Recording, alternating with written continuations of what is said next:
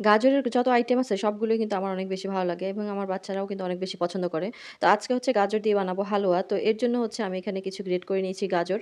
আর এগুলোকে হচ্ছে সিদ্ধ করে নিয়েছি পানির মধ্যে অল্প একটু পানি দিয়ে হাঁড়িতে, তারপর হচ্ছে এগুলোকে আমি সিদ্ধ করে নিয়েছি। সিদ্ধ করে এগুলোকে ঠান্ডা করে তারপর হচ্ছে এখন ব্লেন্ড করে নিব।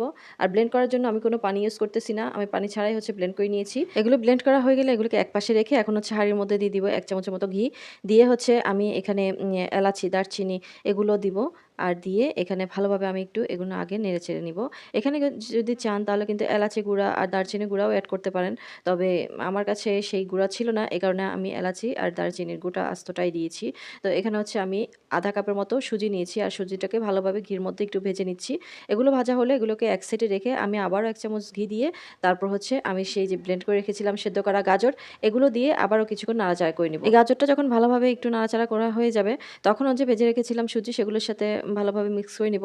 আর এই গাজরের সাথে সুজি যখন এড হবে তখন কিন্তু এমনিতেই সুজিগুলো সেদ্ধ হয়ে যাবে। এখানে কোনো এক্সট্রা পানি দেওয়ার প্রয়োজন নেই বা দুধও দেওয়ার প্রয়োজন নাই। তো এগুলো বারবার নাড়াচাড়া করতে, করতে সুজিটা এমনিতেই সিদ্ধ হয়ে যায়। তারপর যদি মনে হয় যে না সিদ্ধ হয় নাই, তখন একটু মৃততাপ দিয়ে ঢাকনা দিয়ে ঢেকে রাখলে কিছুক্ষণ সেদ্ধ কিন্তু হয়ে যায় সুজিটা। এতটা সময় লাগে না। তো এদিক দিয়ে হচ্ছে আমি এগুলো ভালো করে নাড়াচাড়া করে একদম মিক্স করে নিয়েছি আর সিদ্ধ করে নিয়েছি সুজিটাকে। আর এখন হচ্ছে দিয়ে দিচ্ছি ১ কাপের মতো চিনি আর দিয়ে এটাকে একটু ভালোভাবে নাড়াচাড়া করে নিয়েছি। আর এটা যখন গলে যাবে চিনিটা তখন কিন্তু একটু পানি ছেড়ে দিবে। আর এই পানিটা ভালোভাবে আমি শুকিয়ে নিব। ভালোভাবে শুকানো হয়ে গেলে তারপর সেখানে দিয়ে দিচ্ছি ১ কাপের মতো গুঁড়া দুধ। আর এই গুঁড়া দুধটা কিন্তু আমি লাস্টেই ব্যবহার করেছি। লাস্টে ব্যবহার করলে কিন্তু অনেকটাই মজা হয় এই হালুয়াটা।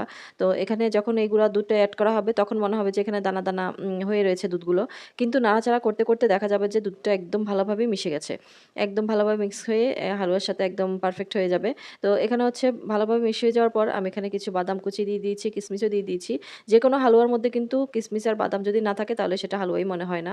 তো যাই হোক এখানে হচ্ছে আমি হালুয়া আর এর মধ্যে এই কিশমিশ আর বাদামগুলো আমি দিয়ে ভালোভাবে আবারও নাড়াচাড়া করে যখন এই হালুয়াগুলো কড়াই থেকে গা ছেড়ে আসবে তখনই কিন্তু আমি এগুলো নামিয়ে নিব। গাজরের যেকোনো আইটেমের মধ্যেই কিন্তু যদি দুধটা গুঁড়া দুধ ইউজ করা যায় তাহলে কিন্তু মজাটা অনেক বেশি হয়। মানে স্বাদটা অনেক বেশি বেড়ে যায়। আমার কাছে মনে হয় আরকি। লিকুইড দুধের চাইতে আমার কাছে মনে হয় পাউডার দুধ দিয়ে যদি করা যায় তাহলে কিন্তু অনেকটাই দ্বিগুণ স্বাদ হয়, অনেকটাই মজা হয়।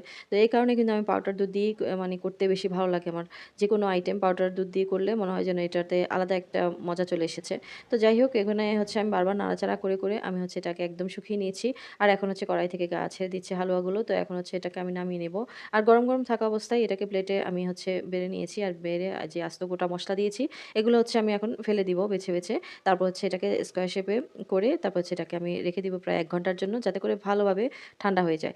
ভালোভাবে ঠান্ডা হওয়ার পর এখন হচ্ছে আমি একটা ছুরি নিয়ে এইভাবে করে আমি কোনা, কোনা করে বরফি আকারে কেটে নিচ্ছি। তারপর হচ্ছে উপর দিয়ে কিছু বাদাম কুচিও দিয়ে দিব। আপনারা কিন্তু চাইলে এটাকে আমার মতো আবার এভাবে কুকি কাটার দিয়েও কিন্তু ডিজাইন করে করতে পারেন হালুয়াগুলো। সেটাও কিন্তু অনেক সুন্দর হয়। তো আমি হচ্ছে ২ রকমভাবেই করেছিলাম। ১ম এ হচ্ছে এভাবে বরফি আকারে করেছি। তারপর হচ্ছে আবার এরকম কুকি কাটার দিয়েও করেছি। গাজরের কিন্তু অনেক মজার মিষ্টিও হয়। মিষ্টিটাও একদিন শেয়ার করব। তো এখন হচ্ছে বাজারে কিন্তু গাজর অনেক বেশি সস্তা। ইচ্ছে করলে কিন্তু অনেক ধরনের আইটেমই বানিয়ে, বানিয়ে খাওয়া যায়। আজকে আমি ১ কেজি এর হচ্ছে গাজর দিয়ে হালুয়া বানিয়েছি। এই হালুয়াটা কিন্তু আজকে অনেক ইয়াম্মি হয়েছিল, অনেক মজা হয়েছিল। এইভাবে করে সিম্পল ওয়েতে কিন্তু অনেক মজা করেই হালুয়া তৈরি করা যায়।